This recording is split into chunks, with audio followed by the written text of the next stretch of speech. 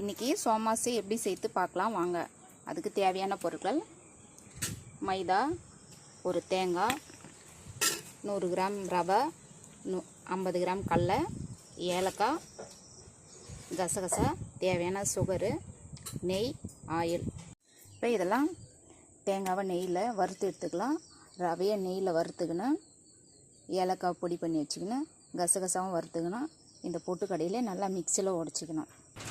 தேங்காய் நெய்யில் போட்டு வறுத்தது, ஏலக்காய், கசகசா, ரவை இதெல்லாம் நல்லா நெய்யில் வறுத்துட்டு இப்போ எல்லாம் சக்கரெலாம் சேர்த்து பொட்டுக்கடலாம் சேர்த்து எல்லாம் ரெடி பண்ணியாச்சு. இப்போ மாவு பிசைஞ்சிக்கலாம். சால்ட்டு போட்டு மாவு பிசைஞ்சிக்கலாம். இன்னும் கொஞ்சம் ஆயில் சேர்த்துக்கலாம். இப்போ மாவு கொஞ்சம் கொஞ்சமாக எடுத்து இந்த மாதிரி உருண்டை பிடிச்சிக்கலாம். இந்த உருண்டையை அப்பளம் போல் தேய்ச்சிக்கலாம்.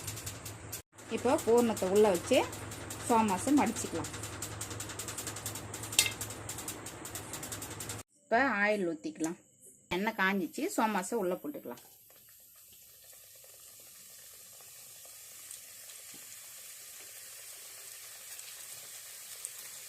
இப்போ சோமாஸ் நல்லா வெந்து வந்துடுச்சு. இப்போ எடுத்துக்கலாம்.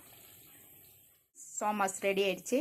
நீங்களும் உங்கள் வீட்டில் செஞ்சு சாப்பிட்டு பார்த்துட்டு பிடிச்சிருந்தா லைக் பண்ணுங்கள், ஷேர் பண்ணுங்கள், கமெண்ட் பண்ணுங்கள் ஃப்ரெண்ட்ஸ்.